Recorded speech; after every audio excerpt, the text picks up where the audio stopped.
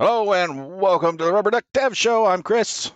I'm Creston. And we are back on Thursday night. It's not Wednesday. No, it's Thursday. Why is that? Well, because I wasn't around yesterday, so we couldn't do the show. So we decided to do it today. So, wahaha. Anyway, we are going to be talking about tonight what is DevOps? You hear that term around all the time, and most people can't define what that actually is. So we just thought we'd talk about it. But before we do that, a little bit of housekeeping going on here. After tonight, we're going to be taking 3 weeks off for all the holiday shenanigans. And the show will be back on December 8th.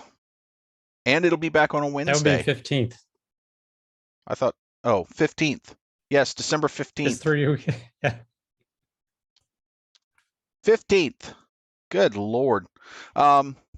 Yes, we'll be back on December 15th. And that is, in fact, a Wednesday.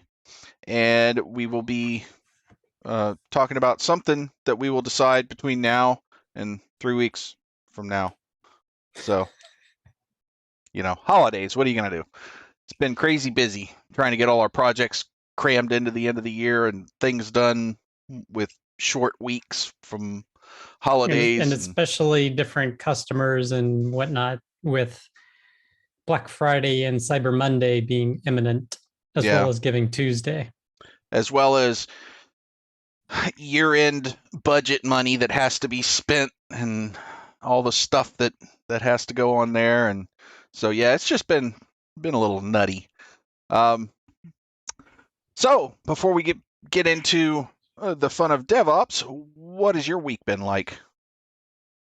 So finally finished and published live the segment builder I've been working on for everyone. Finally got everything settled with that and new email features to use the segment builder, and even have some different features where you can either choose a segment to send to or upload a segment of records to send to, but then you can also exclude a segment. And the reason that's beneficial is because you can, if your objective is to, say, send an invitation to someone and you want to resend that to anyone who hasn't filled out the form and registered yet. So maybe your first email gets, maybe 20% or 25% of the respondents to go to register for it, sign up for the event. Well, the other 75%, you want to send them another email later to say, as a reminder to say, hey, we're having this event, do you want to come? So basically, you could create a segment of those who've registered and exclude it from your invitation list. So then it dynamically removes those people, so you can actually set up a sequence of broadcast emails, your invitation sequence, as it were, to invite them to an event, and it will automatically remove those who've already registered for it. So that's some new features I was able to build in using the segment builder. Cool. Terms of client work, a lot of database optimization for some clients with regard to Black Friday, Cyber Monday that's coming up, and doing things like full vacuums of databases, just make sure everything's set, doing re-indexes to try and reclaim some space and make those indexes smaller, more efficient. But amazing thing is that I was doing a re-index job for a huge table, and one index took 5 days to do. Oh, ow. Which is insane. I haven't really seen that before with Postgres, but just the type of index it was and the size of the table and the activity that this database had, because I'm doing it concurrently, which means it's not going to block any writes or reads from the table, essentially. Oh, yikes. But it took 5 days. It was insane. Holy crap. I'm used to hours, but days? Oh, wow. And normally it is hours, but for whatever reason, it's the size, it's, terabyte size table. Oh, or more than a terabyte. It's a lot of terabytes size table. Somebody needs to do some data archiving. or partitioning. You could either, Something. one of the two would help resolve that. Yeah. And I'm going to be having a discussion about that. But be that as it may. Oh boy. Yeah. That's So what about you? I actually got a project done about 2 weeks early, which afforded me some time to play with some internal administrative things. So part of the code base. That doesn't sound like play to me. Well, I mean, it is for me. It has to do with testing, so that's my jam. Oh, okay. So part of the code base that I'm taking over that I'm digging into and trying to work with doesn't have a lot of metrics on it. Like, so they're not running flog, flay. They're not looking at churn and things like that. So I was implementing RubyCritic and implementing SimpleCov on this code base, which I've used those two things for years to kind of get a handle on the lay of the land in a huge code base. So RubyCritic actually will give me the churn versus complexity graphs so that I can kind of figure out where to start refactoring, where I want to target refactorings. But I've used that for a long time, and I just discovered something today, a gem called Skunk, which has actually been around for a while, but I'd never run into it before.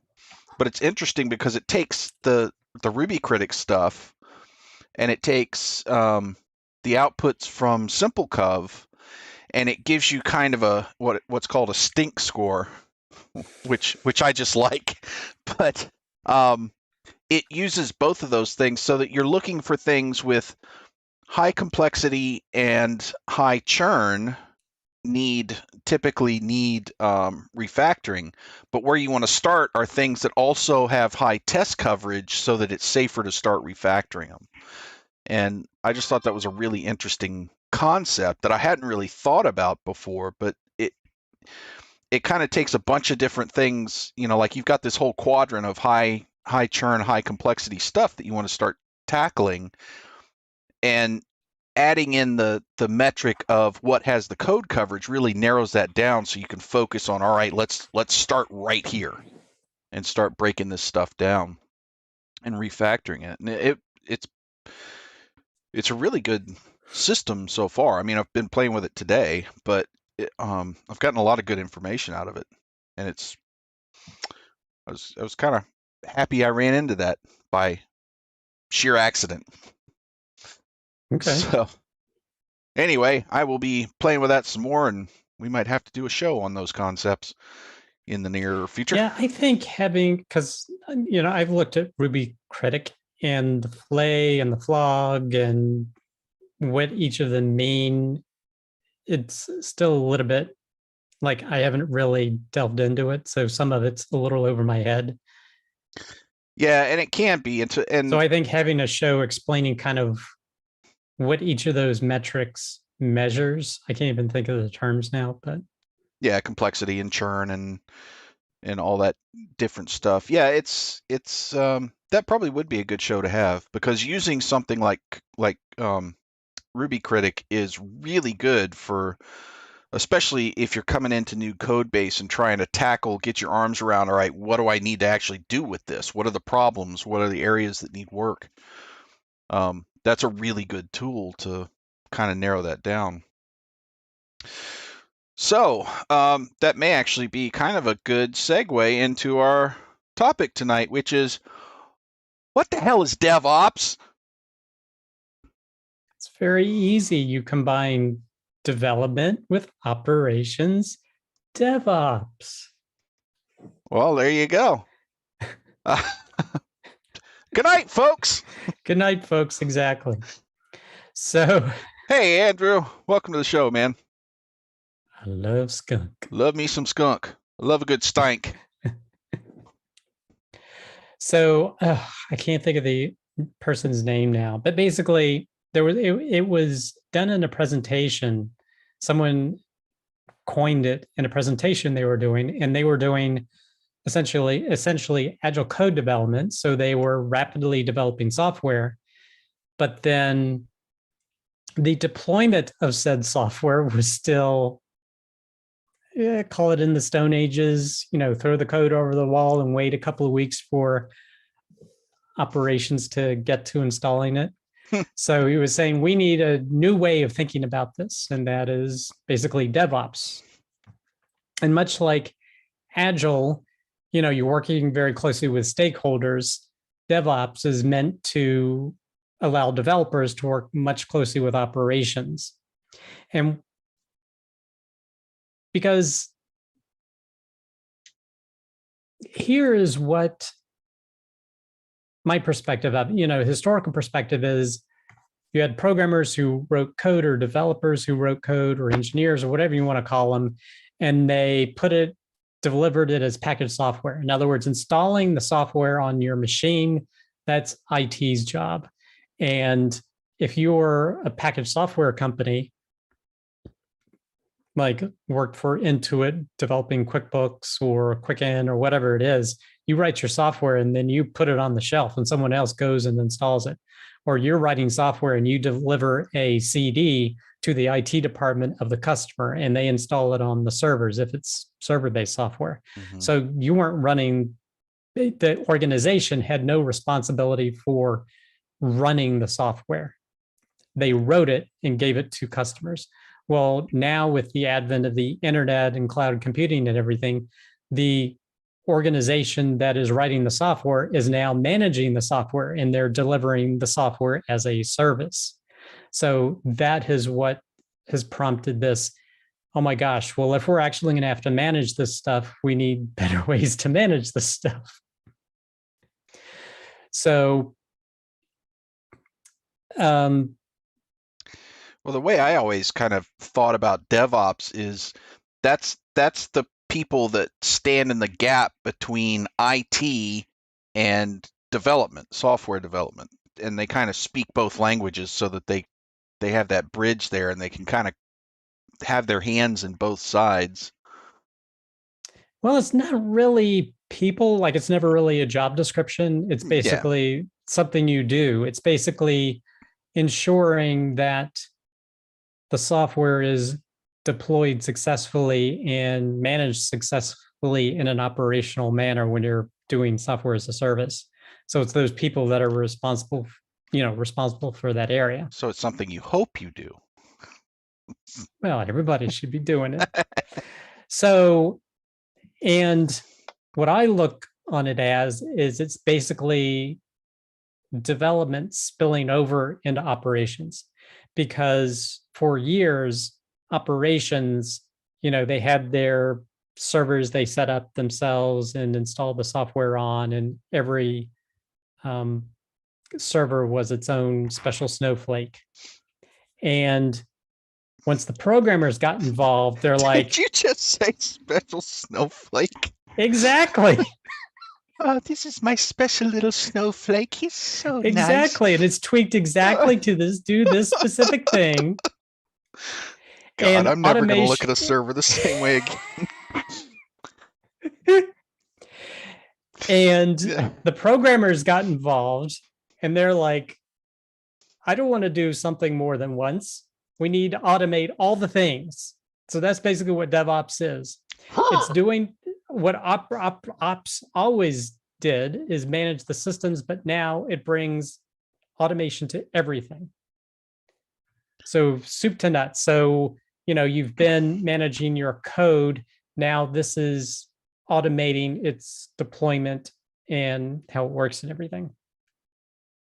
So basically, the benefits from this, of course, when you automate something, is now you have more speed because it's systems that are taking care of things as opposed to someone manually reviewing something and clicking a button. Basically, you automate all of that through automated tests and automated deployments and monitoring and everything. So you get speed out of that. The other way is reliability and repeatability, because it's an automated, repeatable process that you should have controls in place. If tests fail, that it's not going to deploy and things of that nature, you're going to have more reliability.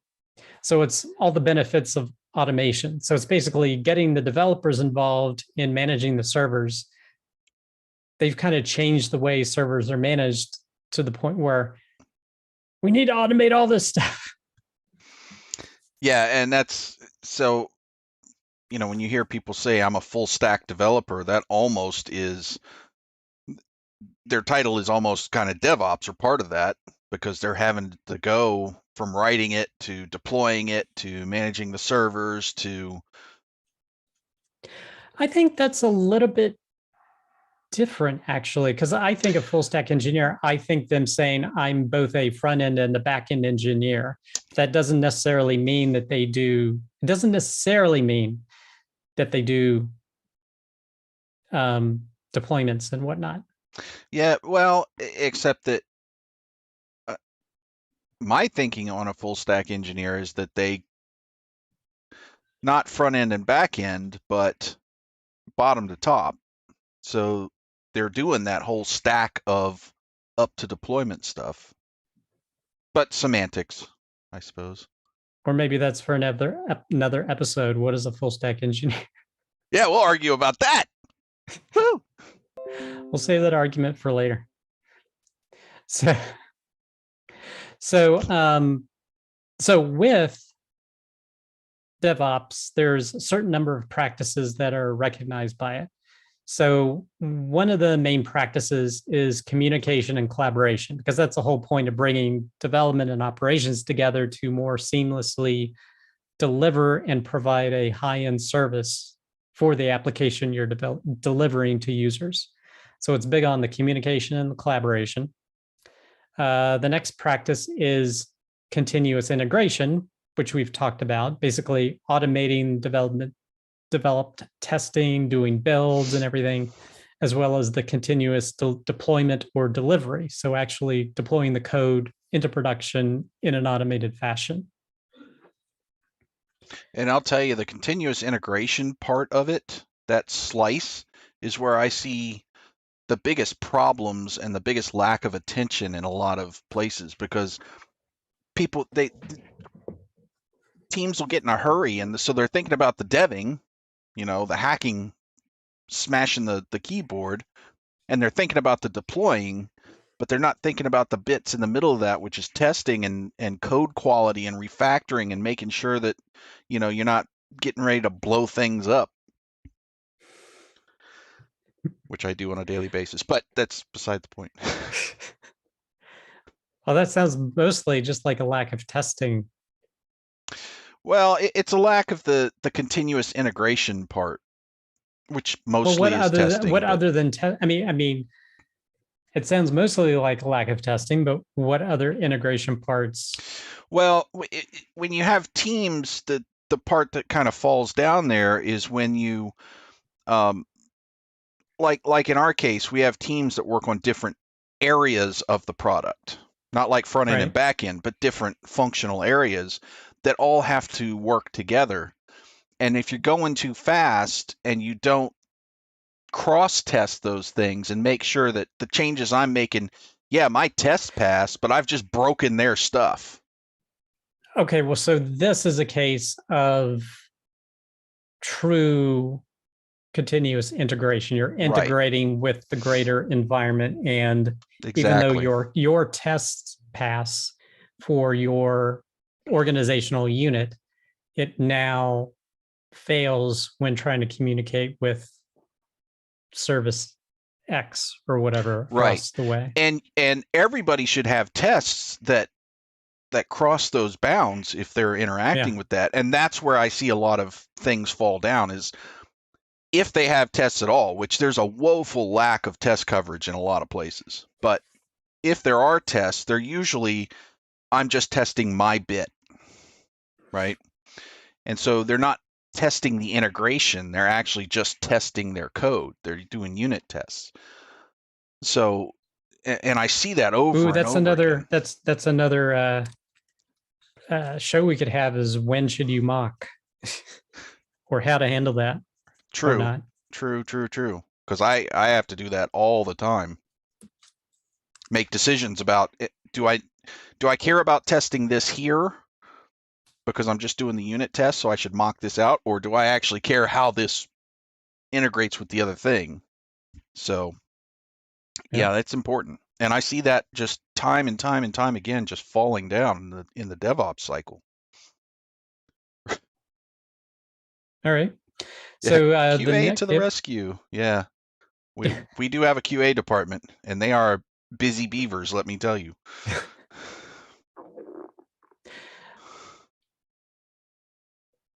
True. If they don't catch it, you're in trouble. Because then the client catches it.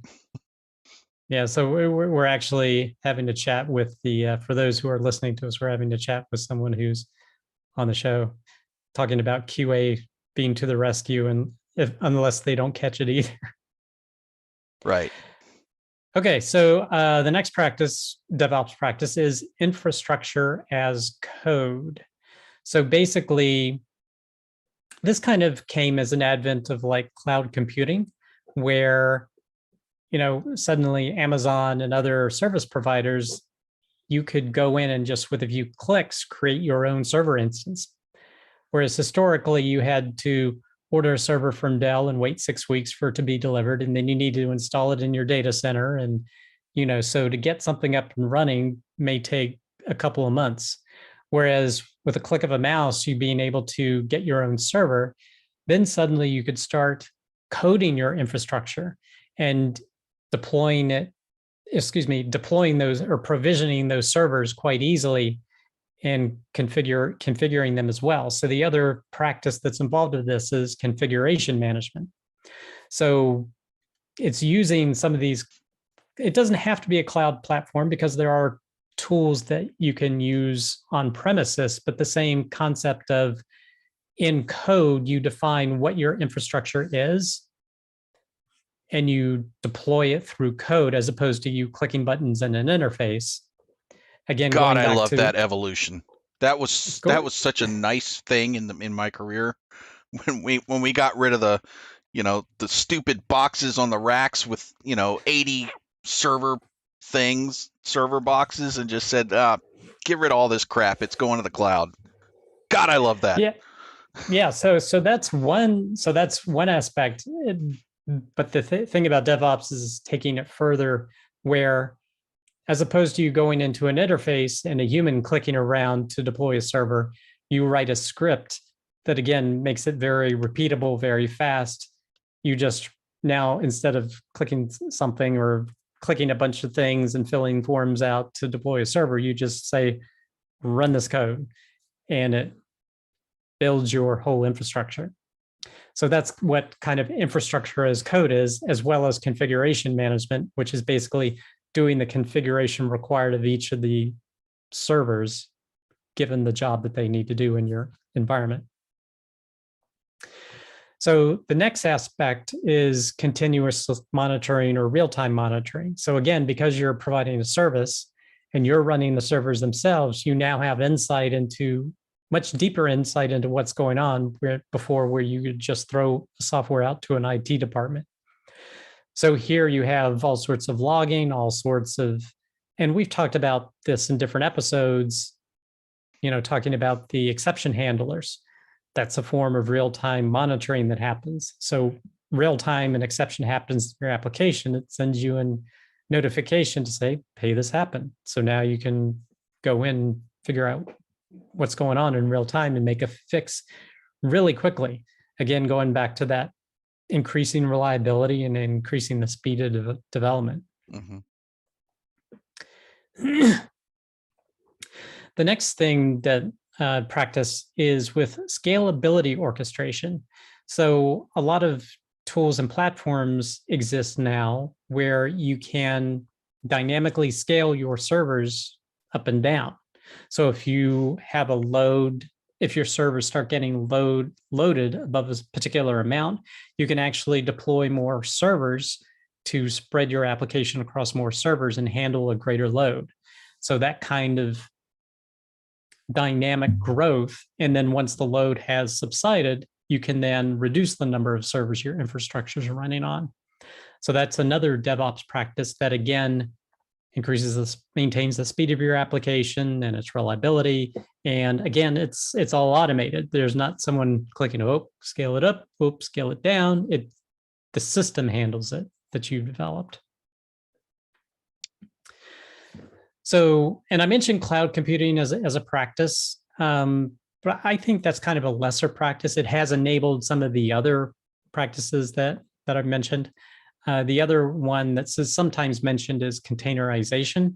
So that just kind of makes things easier. I don't think you necessarily have to have your application packaged in a container, but it does make a lot of these practices easier. Like when you're trying to scale, do dynamic scaling of your servers, having the application containerized makes that a ton easier. Which I will tell you from firsthand experience this past weekend that's a lifesaver in huge operations, because I had one of the infrastructure guys get on Slack. Gosh, I guess it was like Saturday evening, going, "Hey, we're getting alerts of this. One of the big clients is doing this big thing, and it's ramping things up, and we're getting close to running out of memory and disk space here because they're doing this big operation. So I'm going to scale this up." Boom, and it was scaled up, and the client never even knew. Yep. So again, going back to that, maintaining, the benefits in terms of maintaining speed or reliability of the service you're providing to your clients. Another practice that's sometimes mentioned, but again, I don't think this is always a part of DevOps, but microservices was mentioned. So basically breaking your app, but I think you can still be practicing DevOps even if you're dealing with a monolithic application. But yeah, I think microservices is the thing that's around. Yeah, I would tend to classify that more as an architecture decision, development architecture decision, more in the development camp itself. Now, deploying the microservices and where to host them and stuff is a DevOps thing. Yeah, I mean, I mentioned it just because in a lot of the definitions, as I was kind of doing my research, that was mentioned as a point. So I just mentioning it for completeness. Well, the internet's wrong. Screw them. Well, that's kind of why I said, cloud computing, containerization, microservices. I wouldn't necessarily call all of those DevOps part of the DevOps practices, but they have enabled some of the other things to happen. Right. Like you can get by without cloud computing. You could have on-prem tools that do the same thing as the cloud vendors offer. You can get by without containerization. Mm-hmm. You could use different tools to do the same thing, maybe not as elegantly, but you could do it. And again, you can have a monolithic versus a microservice application.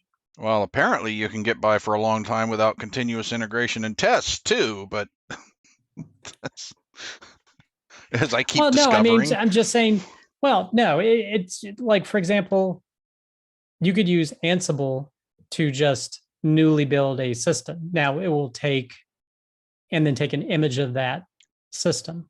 Mm-hmm. So your application is not containerized, but basically use Ansible to, like today, you could use, it's perfectly acceptable to use something like Ansible to build a configuration of the server in an AMI with your application. And then that AMI, you just scale out on AWS. So right.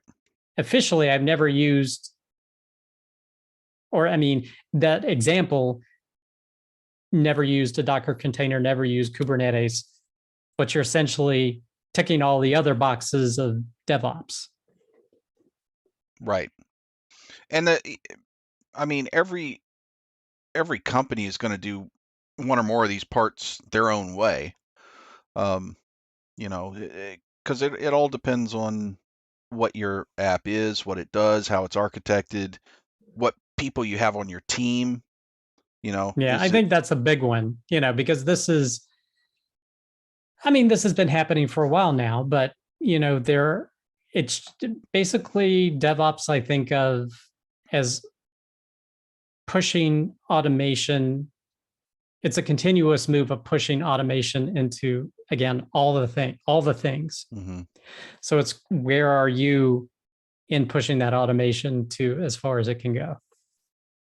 Right. So And I actually like this I mean, most of my career I was in small business, so either I was the only developer, I was it. I was all of it, or um it was small team and all of us were kind of working on the same stuff, right? But when I got into big corporate development and into big teams of people to do specific things, that's when for me the DevOps got really interesting, because you're kind of building these bridges between these different functional sections of the whole development process and the different product and things that all have to work together. And you're also getting to talk to like the infrastructure guys and say, okay, we're doing this big rollout, and so we're going to need these things. How are we going to automate this stuff? So you get to work with automation of not only deploying your code and those types of things, but automating. How are we going to do the Kubernetes, what Kubernetes. the K containers? How are we gonna structure the pods and do all this stuff and get it all automated? And so you get to build systems for the systems, which is really kind of cool. And that's, for me, that's when DevOps really got exciting and interesting. Yeah, that goes to the infrastructure as code.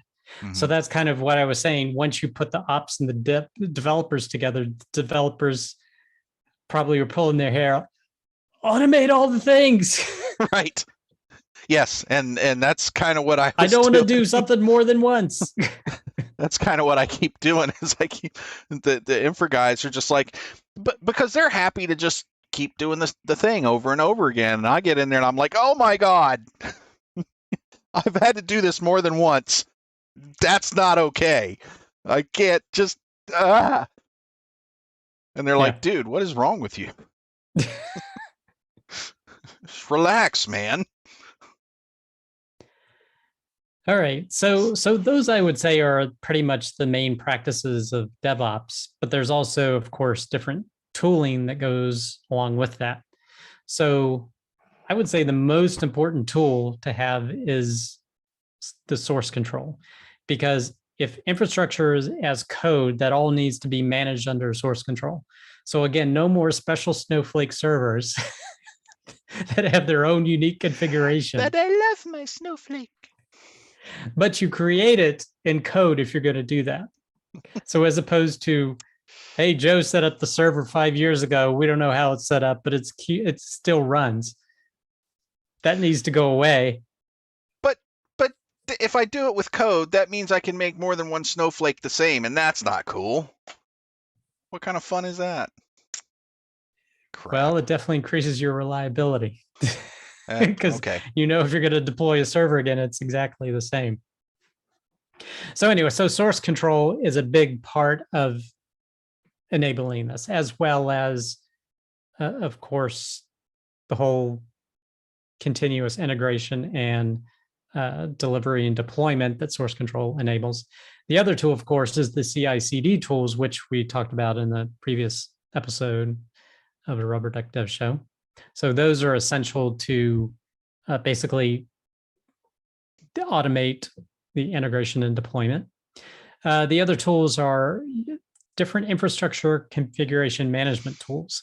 So like Terraform, a lot of people build their infrastructure within Terraform to not only configure the servers, but also configure DNS and other third-party services that your infrastructure is reliant upon. And then I don't know how much Terraform uses for configuration. Right now I use Ansible. So it's basically using code to configure all the servers the way that you need them to do. Some other configuration tools are like Chef and Puppet and Salt Stack, I think, or Salt. So, and there's, I'm sure, tons of other tools that do this.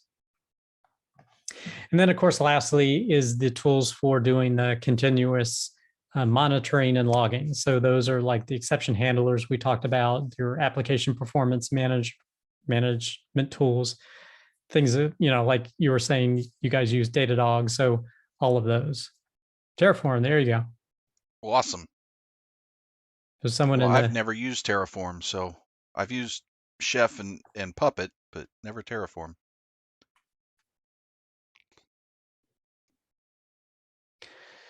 So those are pretty much, or that's pretty much what my research has uncovered with regard to DevOps. I mean, pretty much I've been doing this, but it was interesting doing some research with regard to this because it helped me make these realizations about why this has happened. And it's basically development and their tendency to want to automate things has infected IT or the operation side. And it's Thank also God. the and in terms of trying to automate everything. And it's also the move from software companies being just, as you say, code monkeys or code jockeys that just throw software to the users. It's now, oh my gosh, we actually have to run the software we write now. Okay, we need to do this differently. I think I want to be in sales. So, yeah, so that was pretty interesting. Yeah, and I think, the one of the reasons that we were kind of talking about doing this topic is, over the course of my career, I've been asked a lot of times, and I've asked, what is DevOps? Because you hear that word just thrown around all the time, and it's like nobody can really explain what that is. It's like they've picked up this cool term and just like to use it, but they don't know what it is. And I think, it's one of those things where, do I need to define DevOps to have a good career? No. But understanding the concepts of what DevOps does is a big part of having a successful career now, especially nowadays, because, back when I started and we were, using styluses on clay tablets and crap, and we were actually boxing. You had a stylus? Well, chisel. I was trying to be, modern, but yeah, it's just a chisel. But when we were actually packaging, you'd put a box together and you had to get all this crap printed and print out CDs and floppy disks and rocks with paper tied around them or whatever your delivery mechanism was. And there wasn't a lot of DevOps involved because, like you said, once I wrote the code and pressed it to some kind of delivery mechanism, I didn't care about it anymore. I mean, I cared, but I didn't have anything to do with what happened to it after that. Yeah. Right? Because it went off to you basically wait for support to someone presumably called support, hey, I'm having a problem, and you would be contacted from a support person saying, hey, they're having a problem doing this, Right. And then you'd see, hey, is there a bug? And then I'd say, okay, which one of the 18 different versions out in the wild are they running? Because not everybody updates at the same time. And it's, oh, man, that was a nightmare. So, yeah, it's a much better, for you people that are just getting into development, much better world than it used to be in that regard. Not the least of which is you don't have to print a bunch of cardboard boxes to stick your stupid code in and ship it off somewhere anymore. Yeah, I mean, DevOps to me is basically, it's delivering your code. Like it's not necessarily the writing of the code part, but it's delivering that code you've written to the customer in a high service manner. Right. It's all the stuff that's around the code and how it gets used, and how it gets delivered. And delivery is one of my bosses, my last boss. One of his favorite sayings was, "Delivery is a feature," and that's very true today. I mean, his point was, you can code all day long, but if you never give something to a customer, it's useless. But delivery as a feature is really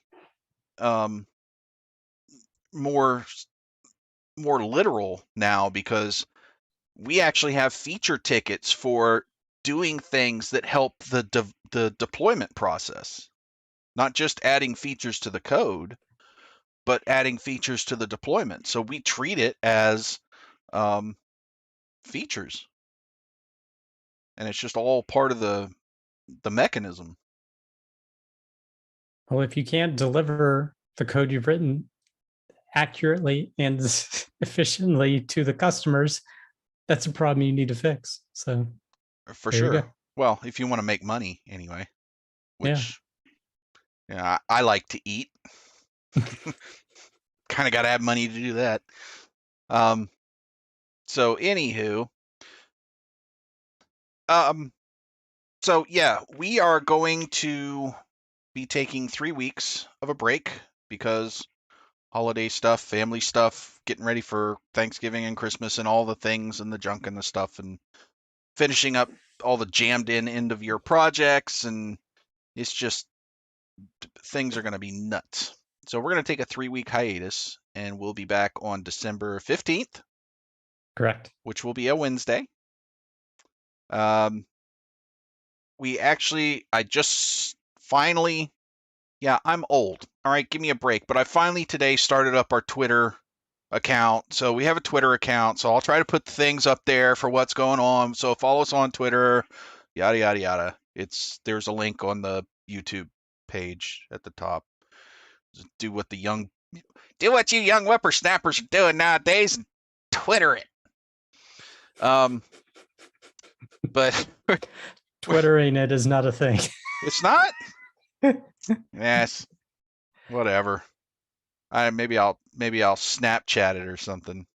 I don't know. You have to dance on that. That's not a career I want to get into. Anyway, I know I'm pretty, but Anyhow, we'll be back on December 15th.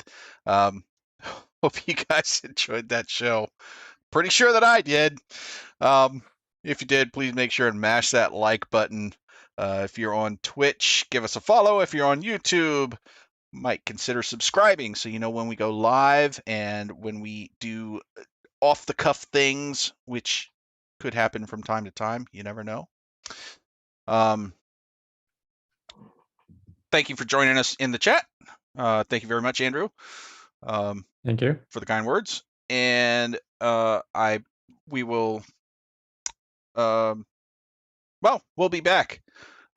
Until we are. We'll see you guys next time. And happy coding. Happy coding. Bye. Bye.